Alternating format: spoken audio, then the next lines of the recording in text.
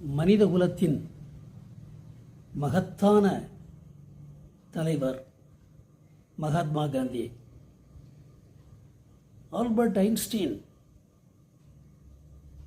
ஒரு முறை சொன்னார், generations to come will scarce believe that such a one as this ever in blood and flesh walked upon this earth என்று Einstein declare பண்ணார். அதாவது ஒரு மனிதன், இரத்தமும் சதையுடன் கூடிய ஒரு மனிதன் மகாத்மா காந்தி என்கின்ற உருவத்தில் இந்த பூமியில் நம்மோடு வாழ்ந்திருந்தார் என்பதை எதிர்கால தலைமுறையினர் எவரும் நம்ப மாட்டார்கள் என்று சொன்னார்.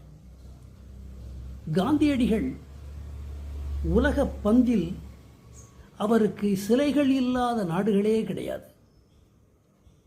ஐரோப்பிய நாடுகளானாலும் சரி, அமெரிக்கா, ஆஸ்திரேலியா, எங்கு சென்றாலும் காந்திக்கு சிலைகள் இருக்கின்றன. பிரான்சில் பார்க்கிறேன், ஜெர்மனியில் பார்க்கிறோம், லண்டனில் பார்க்கிறோம், ஏன் சுவிட்சர்லாந்தில் கூட ஜெனீவாவில் இருக்கிறது. இப்படி காந்திக்கு சிலைகள் வைக்கப்படாத நாடுகளே இல்லை. அவர் உலக மனிதத்தின் தலைவன். அப்படித்தான் நான் கருதுகிறேன். இந்திய சுதந்திரத்திற்கு பிறகுதான் பல நாடுகள் சுதந்திரம் பெறுகின்றன. A sun never sets against the British Empire என்று ஒரு பிரயோகம் உண்டு. அதாவது பிரிட்டிஷ் சாம்ராஜ்யத்தில் சூரியன் மறைவதில்லை என்று. அதனுடைய பொருள், ஒரு நாட்டில் சூரியன் மறைந்தாலும் கூட பிரிட்டிஷ் ஆதிக்கத்தில் இருக்கின்ற இன்னொரு நாட்டில் அது உதயமாகும் என்று சொல்லப்பட்டது. அந்த பிரிட்டிஷ் சாம்ராஜ்யத்திற்கே சிம்ம சொப்பனமாக இருந்தார் மகாத்மா காந்தி. தன்னுடைய அஹிம்சையால் அதை அசைத்தார். காந்தியடிகள் ஆகாகான் பேலஸில், ஆகாகான் மாளிகையில் சிறை வைக்கப்படுகிறார். அவரோடு அவருடைய துணைவியார் கஸ்தூரிபா அம்மையாரும் அவருடைய தனிச் செயலாளர் மகாதேவ் தேசாய் அவர்களும் சிறை வைக்கப்படுகிறார்கள்.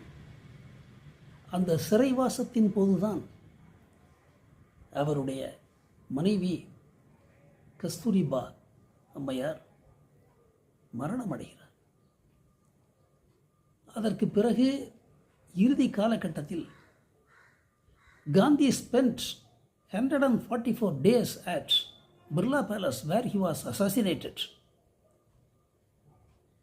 பிர்லா மாளிகையில்தான் அவர் 144 நாட்கள் தங்கியிருக்கிறார். மதக்கலவரங்களை அமைதிப்படுத்தி 2 மதத்தைச் சேர்ந்தவர்கள் ஒற்றுமையாக இருக்க வேண்டும் என்பதற்காக கடைசி காலகட்டத்தில் அவர் போராடினார். பிறகு பிர்லா மாளிகையிலேயே அவர் மரணமடைகின்றார்.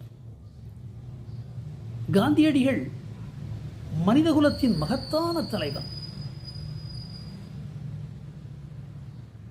தான் வேறு தேசம் வேறு என்று கருதியவர் அல்ல காந்தியடிகள். இந்த சுதந்திர நாளில் அந்த தியாக சீலனை, அவருடைய நினைவுகளை உங்களோடு பகிர்ந்து கொள்ள வேண்டும் என்பதற்காக இந்த உரையை ஆற்றுகிறேன். நன்றி, வணக்கம்.